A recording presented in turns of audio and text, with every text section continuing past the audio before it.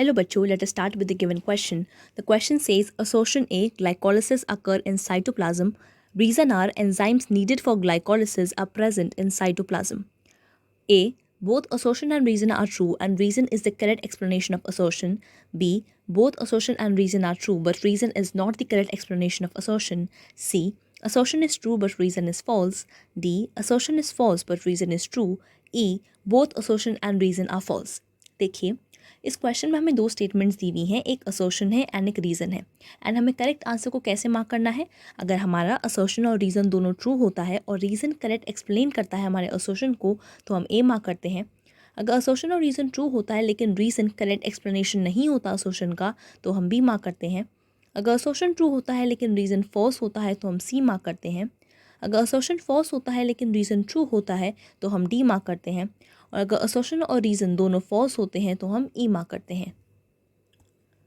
Now सबसे पहले इस क्वेश्चन को सॉल्व करने के लिए आपको ये पता होना चाहिए कि ग्लाइकोलिसिस क्या होता है। So let us right the key concept involved in this question and that is having the knowledge of glycolysis. देखिए, ग्लाइकोलिसिस में ग्लाइको का मतलब होता है ग्लूकोज और लाइसिस का मतलब होता है ब्रेकडाउन।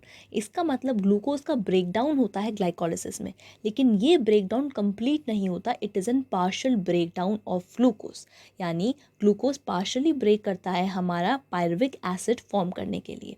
एंड ग्लाइकोलिसिस एक ऐसी प्रोसेस है जो सारे ऑर्गेनिजम्स में प्रेजेंट होती है, सिंस ये ऑक्सीजन की एब्सेंस में भी हो सकती है। एंड ये कहाँ पर होती है? In the cytoplasm. So we can write that glycolysis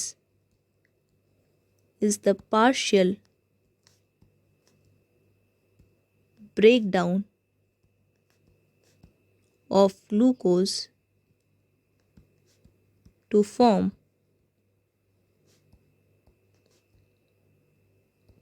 pyruvic acid,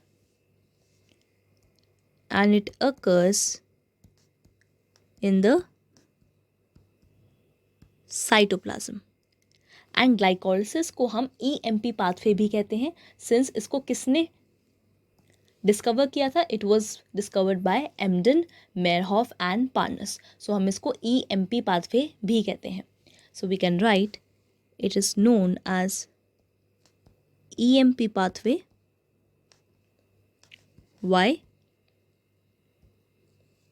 Because of Amden, Meyerhoff and Parnas who discovered this process. Now let us see the assertion.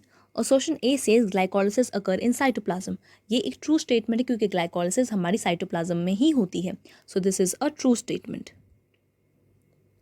Now reason R says enzymes needed for glycolysis are present in cytoplasm. देखिए, ये कह रहा है कि जो enzymes जो glycolysis को perform करने के लिए हमें चाहिए होते हैं वो cytoplasm में ही present होते हैं. So this is again a true statement क्योंकि जो glycolysis में हमें enzymes की requirement होती है such as hexokinase, isomerase,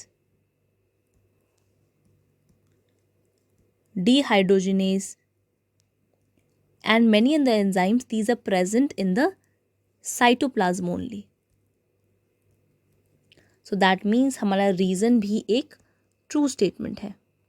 So that means हमारा assertion और reason दोनों ही true statement है. सो दैट मीन्स हमारा असर्शन और रीज़न दोनों ही ट्रू स्टेटमेंट है. नाउ हमें ये आइडेंटिफाई करना है कि क्या हमारा रीज़न करेक्ट एक्सप्लेन करता है हमारे असर्शन को. तो हमारा असर्शन कहता है कि ग्लाइकोलिसिस साइटोप्लाज्म में होती है. नाउ रीज़न कहता है कि एंजाइम्स जो ग्लाइकोलिसिस के लिए चाहिए होते हैं वो साइटोप्लाज्म में ही होते हैं. सो इसका मतलब ये एक ट्रू स्टेटमेंट है क्योंकि जो हमारा रीज़न है वो वो करेक्टली एक्सप्लेन करता है कि हमारे असर्शन को कि ग्लाइकोलिसिस साइटोप्लाज्म में क्यों होती है. क्योंकि जो एंजाइम्स चाहिए होते हैं ग्लाइकोलिसिस के लिए वो किस में प्रेजेंट होते हैं? साइटोप्लाज्म में. दैट मीन्स हमारा रीजन करेक्ट एक्सप्लेनेशन है हमारे असर्शन का. तो हमारा करेक्ट ऑप्शन होगा A, that is both assertion and reason are true and reason is the correct explanation of assertion is the required answer to the given question. Hope you understood the question well. All the best.